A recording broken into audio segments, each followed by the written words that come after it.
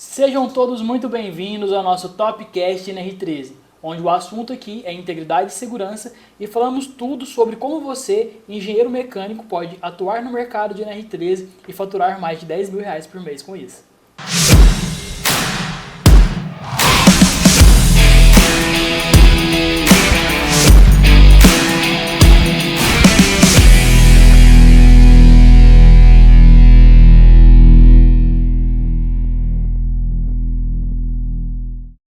Nosso tema de hoje é como manter o equilíbrio técnico e ser especialista na norma NR13. Estamos aqui com o nosso especialista na norma, Marcos Rosa. Como você tá, Marcos? Tô bem, Gustavo, tô bem, cara. Show de bola. Mais um episódio do nosso Topcast da NR13, né? E quem ainda não tá seguindo nossas redes sociais aí, faço questão, né, de pedir para que o pessoal siga as redes sociais, tá? O @MarcosRosaNR13 no Instagram e YouTube é Marcos Rosa NR13 Descomplicado, onde a gente descomplica os segredos da norma NR13 e do mercado da NR13. Cara, tema muito bacana, né? Como ter equilíbrio ou manter um equilíbrio técnico. É interessante esse negócio de equilíbrio, né? Porque a nossa vida precisa ser equilibrada. Exatamente. Tudo que é em excesso, né, é prejudicial e o equilíbrio ajuda na equalização e que você consiga ter sucesso, né? Com certeza o equilíbrio na norma NR13 ou no mercado da NR13, sendo um especialista, com certeza vai ajudar e muito. Só que aí talvez o pessoal está até perguntando, mas equilíbrio em quê? É o que nós vamos falar então. Tem perguntas? Vamos lá para a primeira. A norma NR13, diferente das outras NRs, ela traz muitos termos técnicos, muitas especificações técnicas. Uhum. Qual que é o seu ponto de vista diante disso? Cara, realmente, se a gente comparar a norma NR13 com outras NRs, que são normas trabalhistas também, normas regulamentadoras, a NR13 ela tem mesmo um viés um pouco mais técnico do que as outras, né? Um exemplo, né?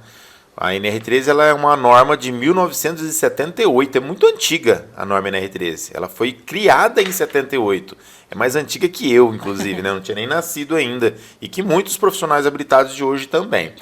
Junto com a NR13, 27 outras normas regulamentadoras foram criadas também, incluindo a NR10, que fala sobre parte elétrica, né? A NR11, que é sistemas de pontes rolantes, monovias, a parte de içamento de equipamentos. A NR12, que é a parte de proteção, né, para equipamentos rodantes. E a NR13, que seria para estáticos, né, que são os equipamentos como caldeiras e vasos de pressão. E lá naquela época só tratava de caldeira e vaso de pressão. Não existia uma categorização, não existia uma categoria da caldeira nem do vaso. Só em 94, só na edição de 94, que a NR13 ela trouxe a categorização dos vasos de pressão como nós conhecemos hoje, que é vaso de pressão categoria 1, 2, 3, 4 e 5. Então imagina que existe um tempo de evolução, né? E aí nesse tempo de evolução ela trouxe muita coisa técnica, né? Hoje a norma atualizada de novembro de 2022, né, ela traz, por exemplo, termos técnicos para integridade dos equipamentos. E se a gente olhar desde o item 13.1.1, que é o primeiro item da norma NR13, lá fala sobre integridade e segurança, que são os dois pilares da norma NR13. Os pilares da norma NR13, que são integridade e segurança, tem tudo a ver com a questão técnica, porque eu só consigo, por exemplo, garantir que um equipamento é íntegro se ele estiver atendendo algumas normas técnicas. E aí já sai um pouco do viés de trabalhista, né? Ou seja, normas regulamentadoras como a NR13 é mais jurídica do que técnica. Mas a NR13 ela é mais técnica do que as outras NRs.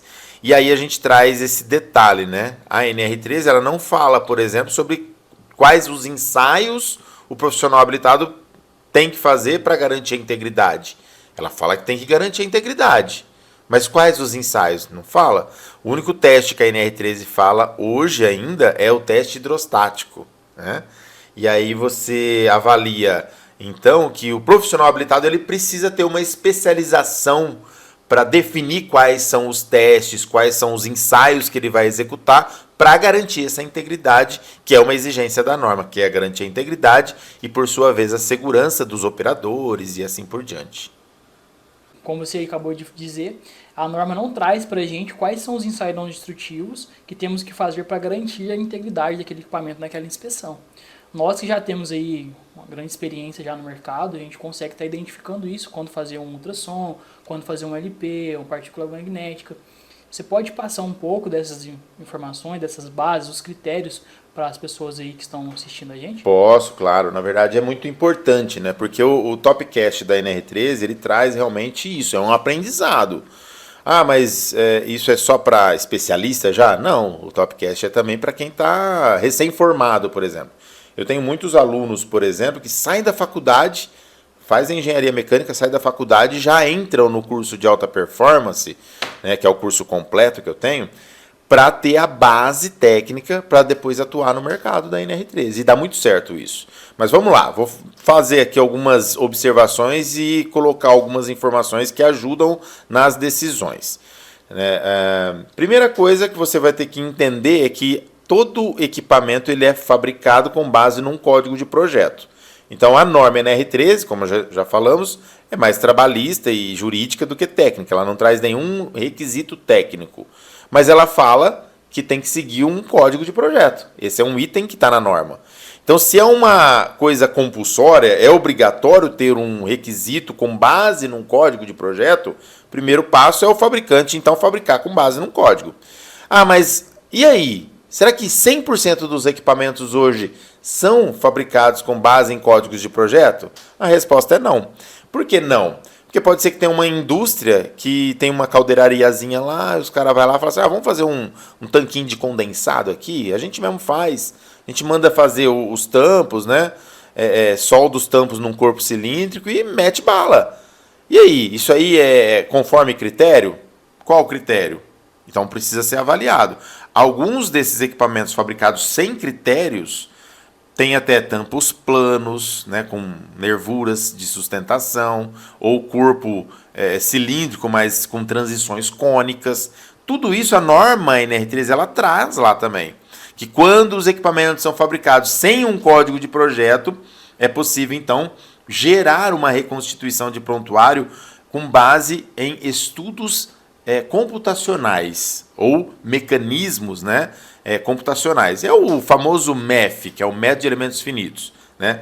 Então imagina o seguinte, a sua pergunta é como definir os ensaios? E eu fui lá na questão do projeto da fabricação, porque nós precisamos ter a base da fabricação e dos projetos. Se eu tenho um equipamento, por exemplo, que é comum e eu tenho todos os dados de um prontuário, eu não preciso me preocupar muito com ensaios complementares, né? Se eu já tenho um prontuário onde tem uma espessura mínima, eu preciso fazer o quê? 2 ensaios simples, que é a medição de espessura, que vai me garantir o monitoramento da vida útil do equipamento. Então eu vou lá, vou medir a espessura com um medidor de espessura de ultrassom, vou comparar com o que eu tenho de mínimo no meu prontuário. Eu já tenho um prontuário que foi feito do fabricante. E aí, mediante isso, eu aprovo ou reprovo a espessura. E o segundo ensaio é o ensaio visual. E eu não estou falando visual de solda, é visual mesmo do equipamento. Eu vou avaliar corrosões externas e internas. Eu vou avaliar, claro, qualidade da solda. Vou avaliar a qualidade dos pés de sustentação. Porque imagina um equipamento de grande porte, pesa, sei lá, 4.000 toneladas, 4.000 quilos, né, na verdade, 4.000 quilos, ou até mais, né? E os pés lá todo corroído. Quer dizer, eu preciso avaliar a segurança desse equipamento como um todo. Então não é porque os pés de sustentação eles não fazem parte da pressão do equipamento que eu vou fechar os olhos para isso. Eu preciso avaliar como um todo. Então, 2 ensaios básicos. Medição de espessura para monitoramento da vida útil e visual geral do equipamento. O que eu vejo no visual geral? Como eu já falei, corrosão, qualidade da solda, corrosão ou falta de qualidade na fabricação dos pés de sustentação, algum tipo de amassamento no equipamento ou deformação plástica, tudo isso eu vou ver e apontar.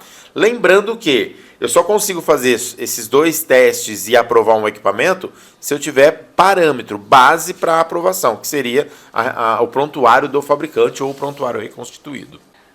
Marcos, eu entendi perfeitamente. São 2 ensaios bem simples, mas mesmo assim você acredita que tem profissionais habilitados ainda com dúvidas sobre isso? Tem, cara, tem sim. Sabe por quê? Porque o pessoal, a maioria que sai da faculdade, né, ou até profissionais habilitados já experientes, eles já tiveram contato com vários tipos de ensaios não destrutivos. Isso até confunde a cabeça do cara. Porque imagina o seguinte, Marcos Rosa está querendo me falar que só a medição de espessura e visual já dá para aprovar um equipamento? Cara, é o que eu estou falando. Você vai monitorar a vida útil e avaliar a integridade física. Agora, qual outro ensaio que eu posso fazer? Cara, eu posso fazer vários. Posso fazer ultrassom, posso fazer o íris na tubulação, eu posso fazer ultrassom na solda, phase array, eu posso fazer, sei lá, edge cut, eu posso fazer LP, PM. Olha quantos eu já citei. Então imagina o seguinte, um profissional habilitado que sai da faculdade, entra numa empresa de grande porte, de inspeção, de controle, e está envolvido em todos esses aspectos de ensaios. A própria mentalidade do profissional já fica pensando em aplicar mais ensaios, em usar mais as técnicas para garantir melhor a integridade do equipamento. Eu posso fazer metalografia, por exemplo, num vaso de pressão? Posso. Mas por que eu faria metalografia? Né? Eu falo por quê. Insegurança. A insegurança gera, né, esse movimento de fazer mais e mais e mais ensaios, porque não se sente seguro. Então a especialização é importante. Agora, eu sempre falo, né, que um profissional habilitado ele vai ser um especialista quando ele for multidisciplinar. Então ele precisa entender de todos esses ensaios. Não estou falando assim, então eu só vou estudar medição de espessura e visual, só. Não, ele precisa entender de todos os ensaios. Mas ele precisa saber que não precisa aplicar todos de uma vez só no equipamento. Porque senão o custo dessa inspeção vai ficar tão alto que aí fica inviável. Aí ele não fecha serviço. Ninguém vai querer fazer. Então imagina o seguinte, eu vou caçar passarinho, vou matar um pardal, eu vou usar o quê? Uma bazuca? Ou será que com uma espingardinha de chumbinho eu consigo matar um pardal? Essa é a razão. Então você não precisa matar um pardal com uma bazuca. Né? E fazendo dessa forma, aplicando a especialização assim, com certeza, além dos equipamentos ficarem seguros e íntegros, você vai ter um custo mais baixo, o seu processo de execução das inspeções vai ser mais rápido, então o seu custo envolvido na operação também é menor e com certeza você vai conseguir fazer mais com menos. E é isso que todo mundo quer hoje. Marcos, perfeito. Então, pensando nisso, os profissionais que fizeram o seu curso, o seu treinamento aí de alta performance no R13, assim que eles terminam esse curso, recebendo a sua mentoria que você oferece no curso, você acredita que eles têm, então, potencial, capacidade de estar executando perfeitamente aí as inspeções de NR13? Sim, com certeza. Eu tenho alunos, por exemplo, que fizeram o treinamento, não sabiam nada de NR13, né? Trabalhavam com projetos, né? Execução de... Eu acho que tem um aluno meu, o Carlos, ele era desenhista, ele era projetista desenhista. E ele falou, Marcos, eu sou engenheiro mecânico, cara, eu tô ganhando pouco, eu tô como analista, né, de engenharia, e o cara ganhava, acho que era R$3.500 por mês. E aí ele falou pra mim, ele falou, se eu fizer seu curso, será que eu aprendo mesmo? Porque é um curso online, né? Aí o pessoal fala, mas como que aprende num curso online? Não, o curso de alta performance, apesar de ser online, ele tem toda a prática dentro dele, filmado, é gravado, eu realizando a inspeção de uma caldeira. Então imagina que você, assistindo isso, você vai ter plenos, né, conhecimentos sobre os equipamentos e vai conseguir aplicar, com certeza, sem dúvida. Esse meu aluno, por exemplo, que não sabia nada de NR13, depois de fazer o curso, ele já começou a trabalhar. Hoje ele já trabalha de forma autônoma, ele é autônomo hoje, já fatura mais de 10 mil por mês, já pegou a plaquinha, né, dele, a plaquinha dos 50K em 5 meses, que a gente fornece para os nossos alunos performados. E, cara, é interessantíssimo isso, porque no início ele falou, Marcos, Cara, você acredita que mesmo nunca tendo feito uma inspeção de vaso de pressão, a primeira eu já me senti tranquilo e sossegado, porque eu me lembrava das aulas. Ele fez 2 vezes o curso. Ele falou ainda, nossa, eu fiz o curso 2 vezes para realmente ficar gravado. Ele se lembrava das aulas e aplicava o que ele aprendeu no dia a dia, lá na inspeção. Então, com certeza, o curso de alta performance ajuda sim, ajuda muito. Só que, voltando um pouquinho no tema, né, equilíbrio, lembra que nós estamos falando sobre equilíbrio? Não adianta o cara falar, não, hoje eu sei tudo tecnicamente, né? Sei tudo tecnicamente, mas só isso. Cara, tem que ter equilíbrio. Não adianta ser especialista na execução apenas. Marcos, beleza. Então me explica mais sobre esse equilíbrio. Você disse que o profissional pode ser especialista na norma R13, que ainda estaria faltando alguma coisa. Me fala mais sobre isso. Então, esse equilíbrio, né, que eu falei, e eu usei até o curso de alta performance, né, esse meu aluno, por exemplo, o cara hoje ele já domina completamente os processos, domina completamente os ensaios, né, que devem ser executados para garantir a integridade dos equipamentos, domina a NR13, as descrições gerais, tudo. E ele domina algo a mais, porque ele está vendendo o serviço, então ele domina também a parte comercial. Lembra que eu falei que tem que ter o equilíbrio? Não adianta o cara saber tudo. O cara é Albert Einstein da NR13, né? Como alguns alunos falam, né? O Marcos Rosa, o Messi da NR13. O cara pode saber muito sobre a norma, sobre técnicas, sobre aplicação, sobre integridade e segurança, sabe tudo. Só que, e aí? E se ele não vender o serviço? Como que ele vai executar? Então, todo o trabalho, né, todo o trabalho de NR13, antes de ser executado, ele precisa ser vendido. Então, imagina que a venda desse, né, serviço tem que ser feita pelo próprio profissional. Então, esse meu aluno, por exemplo, ele é sozinho. Ele vende, ele faz prospecção de cliente, e aí ele entrega e aplica as técnicas. Então, ele precisa primeiro vender. Esse é o equilíbrio entre a venda e as técnicas de execução. Se o cara não sabe vender, ele não consegue entregar, não adianta nada. Ou, por outro lado, o cara que vende muito bem, entrega um trabalho ruim, isso também vai prejudicar ele, porque não vai fidelizar o cliente. Ele vai vender uma vez só, depois o cliente não vai voltar nele, porque ele não soube entregar, ele só sabia vender. Então sabe conversar bem, vende, mas não sabe executar. Então tem que ter o equilíbrio. E com o equilíbrio o cara chega lá. Agora, quer ver um detalhe interessante? Dentro do curso de alta performance, a gente ensina o profissional a ter esse equilíbrio.